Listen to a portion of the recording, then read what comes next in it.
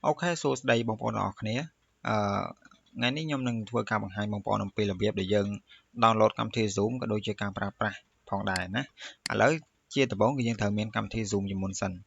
Bây giờ download cam thi nước bán nhân tập ra web browser một chấm núi, một chấm núi là bây giờ chấm núi, ưu thọ để chia mà cái số ấy có Google Chrome. Môi vinh tích cái dân thờ miền internet phong đài. Internet ní bóng bóng cho wifi đi có bóng bóng xe wifi tụ sạp đáy các bạn đấy, bạn không cạn này tha បងប្អូនអត់មាន Wi-Fi នៅក្នុងដុំ Wi-Fi នៅក្នុងផ្ទះអីចឹងទៅឥឡូវតោះយើងចូលទៅក្នុង web browser ទាំងអស់គ្នាសម្រាប់បងប្អូនអាចប្រើមួយណាក៏បានដែរ Microsoft Edge ឬក៏ Google Chrome ក៏បានដែរហើយបងប្អូនប្រើ Opera ឬក៏ Firefox ក៏បានដែរបងប្អូនអត់បញ្ហាអីទេដូចខ្ញុំអញ្ចឹងខ្ញុំចូល Microsoft Edge អូខេតមកទៀតខ្ញុំវាយពាក្យថា Zoom download អូខេវាយ Zoom download មកយើង enter មក ចំណុចមួយនេះលើគេនេះ Zoom Workspace នេះ install on Windows ចំណុចនេះបងប្អូនលុះត្រាតែយើងមានជាមួយនឹង account Microsoft Store ទៅយើងអាច download បានយើង download ចេញពី Microsoft Store បើបងប្អូនណាអត់ download ពី Microsoft Store ទេបងប្អូនអាចមក download នៅទី2នេះជាមួយខ្ញុំហ្នឹងហើយ download Center of Zoom app ហ្នឹងយើង click លើវាមកតមកទៀតកន្លែងនេះគឺកន្លែងដែលយើង download ហើយវាមាន 64 bit និង 32 bit កន្លែងនេះយើង download ត្រូវជាមួយនឹងម៉ាស៊ីនរបស់យើងរបៀប check ម៉ាស៊ីនរបស់យើងថាវា support ជាមួយនឹង 64 bit ឬក៏ 32 bit គឺយើងត្រូវមើលឡើងនេះបងប្អូនយើង right click នៅលើ this PC មកតមកទៀតយើងយក property ចាំវាតិចទៅបងប្អូន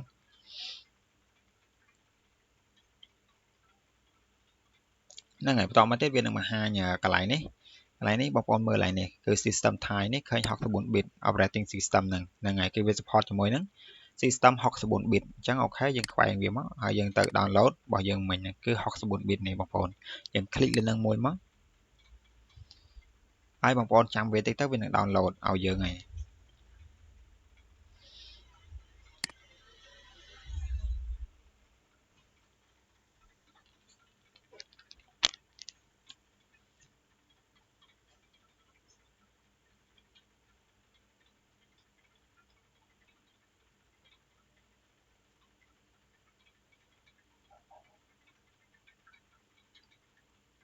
អូខេនេះគឺយើងបាន download រួចរាល់ហើយបងប្អូនហ្នឹងហើយបន្ទាប់ពីយើង download ហើយយើងអាចបិទ browser នេះចោលបានខ្ញុំបិទអស់ទៅរួចហើយបងប្អូនចូលមក check នៅកន្លែង download កន្លែង download របស់យើងណាដើម្បីទៅរក file ដែលយើង download បានមិញហ្នឹងខ្ញុំអញ្ចឹងនេះគឺ download យើង select លើនឹងមកតមកទៀតដោយសារ file មិញវាជា file program អញ្ចឹងទៅវាស្ថិតនៅក្នុង folder program តែបងប្អូនវាអាចនឹងស្ថិតនៅក្នុងហ្នឹងឬក៏វានៅខាងក្រៅហ្នឹងហើយខ្ញុំចូលមកក្នុង folder program មកយើងនឹងឃើញ Zoom install full នេះយើង double click លើវាមកដើម្បីតម្លើងវា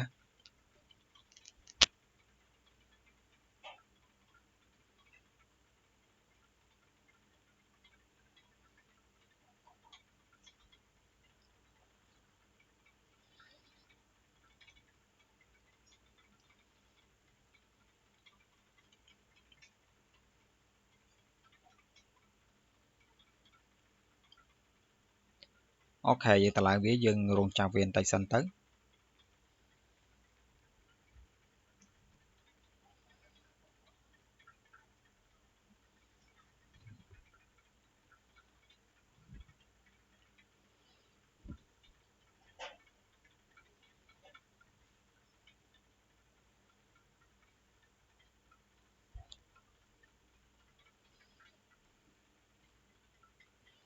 អូខេបន្ទាប់ពីវាលោតបាត់ចឹងហើយបងប្អូនចាំវាបន្តិចសិនទៅបងប្អូនបន្តិចទៀតវាលោតផ្ទាំងវាចេញមកមួយហើយ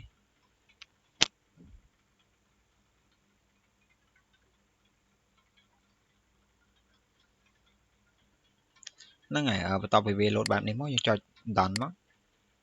បាទរួចហើយវានឹងលោតចេញផ្ទាំងបែបនេះមានថាគឺយើងថ្មីសតត្មងយើងអត់មានតន់បានភ្ជាប់ជាមួយនឹង account របស់ Zoom ឬក៏អីទេអញ្ចឹងបងប្អូនវាមានរបៀបរបស់វាដើម្បីឲ្យយើងអាចបង្កើតនៅclass ដើម្បីឲ្យគេចូលមកបានគឺយើងត្រូវថា sign up វាជាមុនសិនឬក៏យើង sign in វាក៏បានដែរក្នុងករណីថាបងប្អូនមាន account Zoom រួចហើយយើងត្រូវ sign in តែបើសិនជាបងប្អូនអត់ទាន់មានទេយើងត្រូវ sign up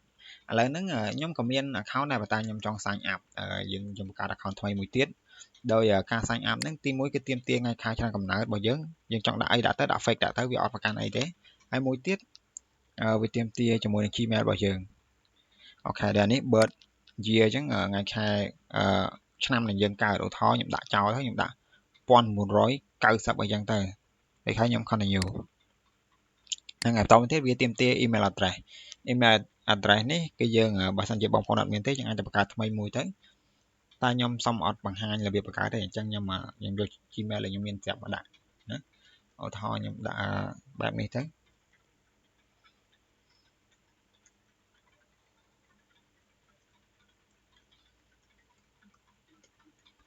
ហ្នឹងហើយខ្ញុំប្រើ mail Outlook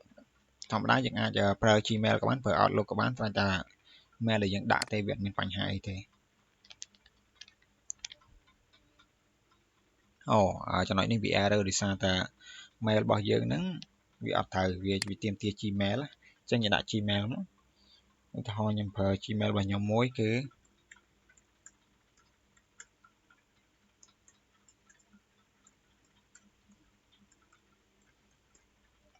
អូខេបែបនេះខ្ញុំចុច continue មកតមកទៀតយើងត្រូវរងចាំវាតិចមកដើម្បីវាផ្ញើកូដមកកាន់ Gmail របស់យើង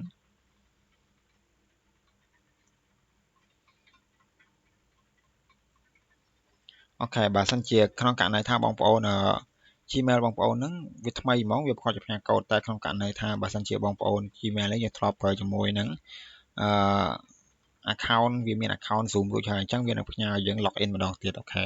អញ្ចឹងខ្ញុំដោយសារនេះខ្ញុំមានស្រាប់ហើយអញ្ចឹងខ្ញុំ log in ម្ដងទៀត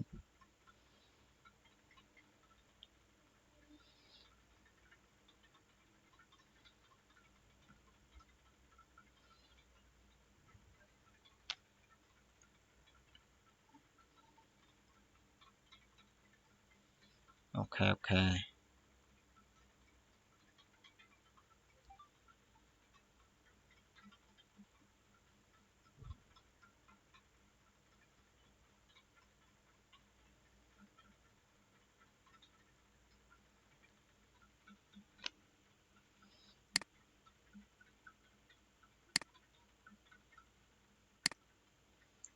អូខេចំណុចនេះដោយសារតែខ្ញុំមាន account ហើយអញ្ចឹងវាអត់មានផ្ញើកូដទៅយើងទេអញ្ចឹងខ្ញុំអាច back វាត្រឡប់វិញសិនបើបងប្អូនវានឹងផ្ញើកូដមកបងប្អូនចុចទៅវានឹងអូខេហ្មងតែដោយសារតែខ្ញុំមាន account ហើយអញ្ចឹងខ្ញុំ sign in យកហ្មងទៅអញ្ចឹង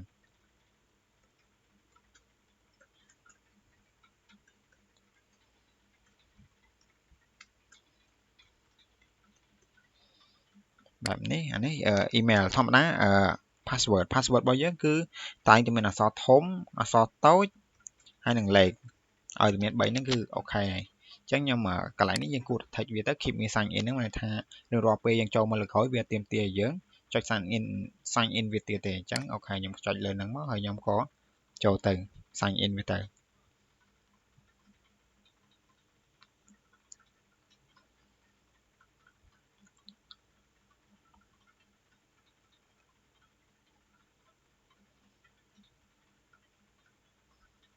អូខេមកដល់ចំណុចនេះគឺយើងអាចមានសិទ្ធិក្នុងការបង្កើត class បានហើយ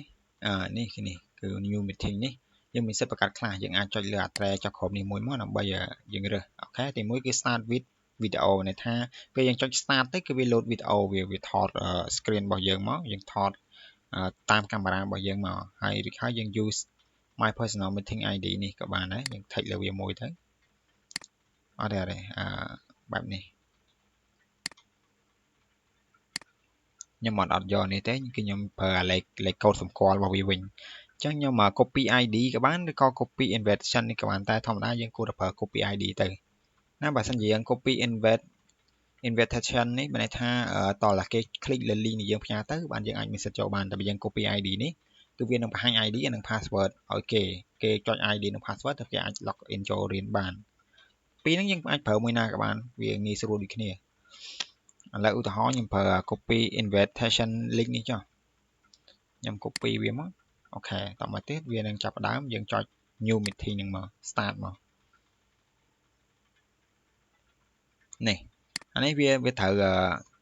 ថត កាមេរ៉ាខាងមុខរបស់ខ្ញុំតែដោយសារតែខ្ញុំបានបិទកាមេរ៉ាខាងមុខចឹងទៅវាមើលឃើញទេអញ្ចឹងខ្ញុំចុច start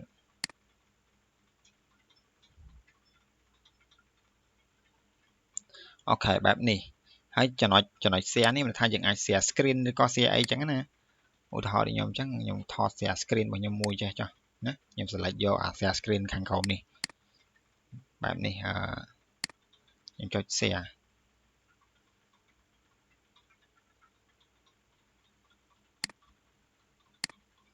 អូខេបែបនេះ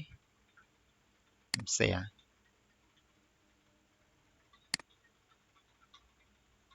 ចាំន័យថាយើងអ្វីដែលយើងបានបង្ហាញនេះគឺ screen របស់យើងដែលយើងបាន share ហ្នឹងគឺប៉ុណ្ណឹងយើងអាច stop បាន stop share ទៅវានឹងលែងបង្ហាញទៀតហើយណាវានឹងបង្ហាញរូបវីដេអូថតពីមុខរបស់យើងវិញអូខេអញ្ចឹងអាហ្នឹងមានប៉ុណ្ណឹងហើយចំពោះកន្លែងកូដមកយើងអាចផ្ញើទៅកាន់គ្នាយើងឬក៏មិត្តភ័ក្តិយើងបានយើងអាចផ្ញើតាម Telegram ឬក៏អីក៏បានដែរឧទាហរណ៍ខ្ញុំផ្ញើតាម Telegram ចុះ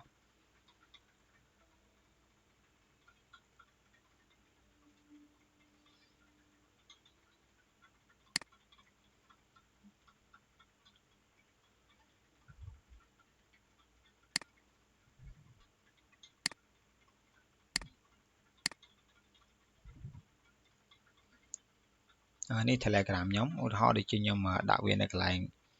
Sell Telegram ចុះបែបនេះយើងគ្រាន់តែចុចផាសវាមកហើយคลิกយកពាក្យថាផាសមកហ្នឹងហើយយើងផ្ញើវាទៅអញ្ចឹងយើងផ្ញើទៅគេអាចទី1គេអាចគេคลิกលើ link នេះគឺគេអាចចូលមកក្នុងថ្នាក់រៀនរបស់យើងបានហើយនេះគឺយើង คลิกលើ link នេះទៅคลิกទៅគឺយើងអាចចូលមកក្នុងថ្នាក់រៀនឬក៏អញ្ចឹងទេយើងប្រើអានេះ ID និង password នេះក៏អាចចូលមកក្នុងclass របស់យើងដែលយើងបានបង្កើតនឹងបានដែរអញ្ចឹងវីដេអូនេះគឺមានតែប៉ុណ្្នឹងទេបងប្អូនអរគុណច្រើនចំពោះការតាមដានដល់ចប់ជួបគ្នានៅវីដេអូបន្តទៀត